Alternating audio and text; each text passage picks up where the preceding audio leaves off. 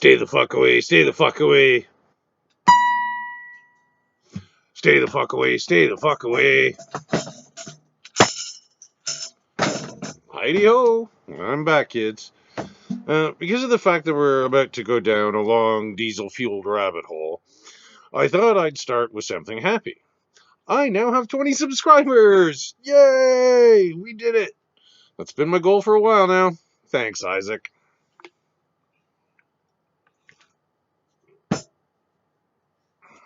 It took me so long to do this bit, because I've been working on several topics people really want to hear dangling crackers talk about, like abortion and racism. But then the Ottawaccupation happened, and all of the separate ideas I was working on converged, becoming a morass of ways in which people suck that would take me more than 50 posts to fit in. So we're going to focus on the current protests. And even with that focus, it was hard to find a good starting point. So we're going to start with some rock hard facts. Now, I'm not trying to scare anyone here. Facts can be scary. 1. Every transmission of a virus, any virus, is a chance for mutation. 2. The cause of the present plague is being referred to as novel because we haven't seen anything quite like this before. 3. No matter how mild the symptoms may be at the time of infection, coronavirus can cause lasting health problems. 4. Science requires observation, and observation takes time. Now, we'll get to facts 5 and 6 shortly.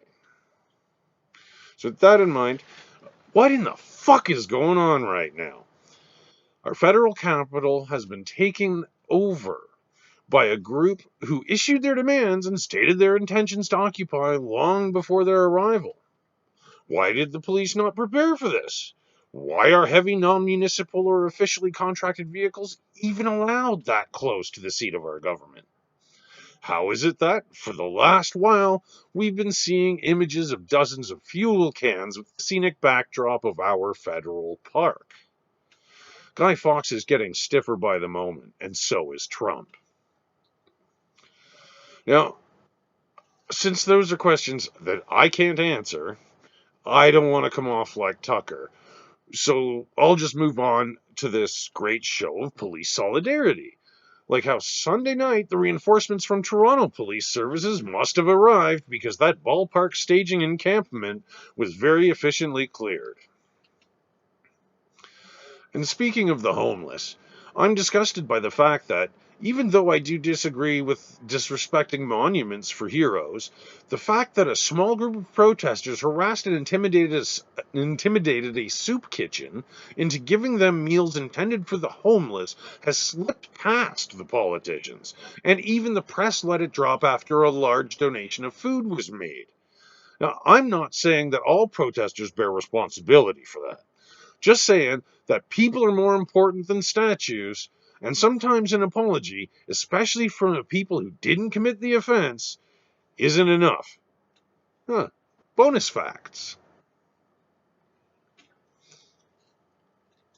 Some people are calling for the politicians to talk to the organizers of the ludicrously named Unity Canada, which started by usurping another protest and saying, if you don't capitulate to our demands, we will take hostages, which is exactly what they've done.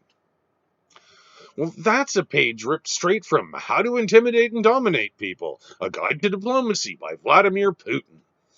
Now, can anyone really believe that threats and occupation is an invitation to dialogue? Shit like this may be considered legitimate political discourse in some places, but not in a democracy. As you know, I like to make fun of stupid protesters, regardless of affiliation. Put the shoe where it fits. Whether it's about Adam and Steve, or it's flying across the world to protest climate change, it's fucking stupid. But when I saw protection, not injection, I had to backify the video several times. What the fuck is that supposed to mean? We tried that. with science. Distancing and masking were the immediately available non-invasive protections, which some refused. And then, because science takes time, later came the protective injection. Now, I understand medical skepticism. I've had some as yet unidentified degenerative illness since I was a teenager. I've been prescribed drugs that have caused such a variety of severe side effects that I am now left with beer, weed, and ranting just to feel capable of petting scum.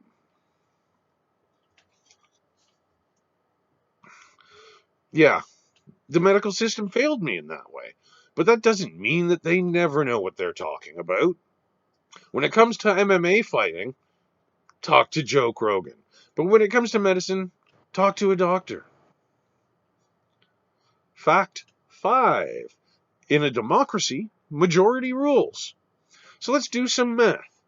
Since there's a lot of people who are sick and tired of restrictions and miss going to the zoo like I do, and no one's being appropriately counted and or ticketed, there's really no way to know how many people are actually protesting.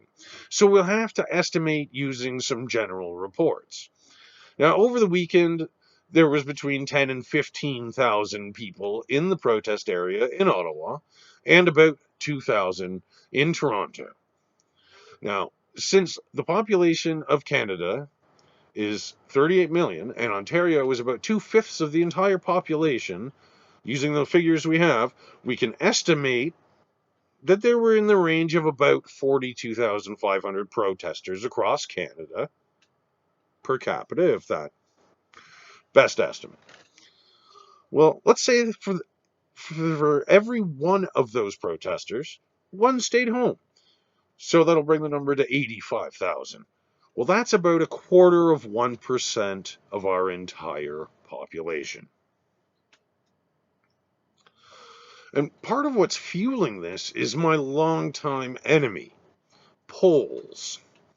On the news yesterday, amid coverage of the blockades and whatnot, they stated that a poll of 1,500 people meant that 54% of Canadians want mandates lifted.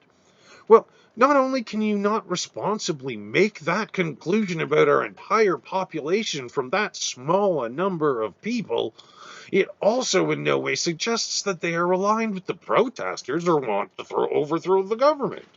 We are all tired of this shit, but being sick of it doesn't just make it go away, and most of us understand that. So, never mind the variety of pollutions, or the further Atlantis-style economic damage they're causing, or being purposely trapped in crime's stupidest towering inferno. The majority is being held hostage by a minority. Because of the high rate of people with COVID in hospitals, people still can't get non-essential treatments, like cancer screening and many other things most of us consider bloody essential. Because of the border blockades, healthcare professionals can't get to work, and the truckers who are still doing their job spend their daily driving allowances idling. Fact 6 is that rights come with responsibilities. The one rule that covers all rights is that for you to have them, you have to uphold them for others. If one of us doesn't have rights, none of us truly do. And this is also the core of societal living. We have to shed this concept that we gain freedoms by taking them away from others. As Pine Creek First Nations Chief Derek Nepinak said, if your freedom is built on the denial of freedom to others, you didn't actually have freedom at all. You had privilege. And I urge everyone to watch his 1 minute and 10-second speech on CTV News. I'm going to try to put a link in the description, but I don't have a lot of luck with those. As much as I never really held flags in reverence, I am bothered by the maple leaf popping up in international protests. I'm upset that what I've always seen as a symbol of inclusion, caring, and temperance is being used as a symbol of selfishness. If this keeps up, there will be more Canadian flags than Q flags at these rallies.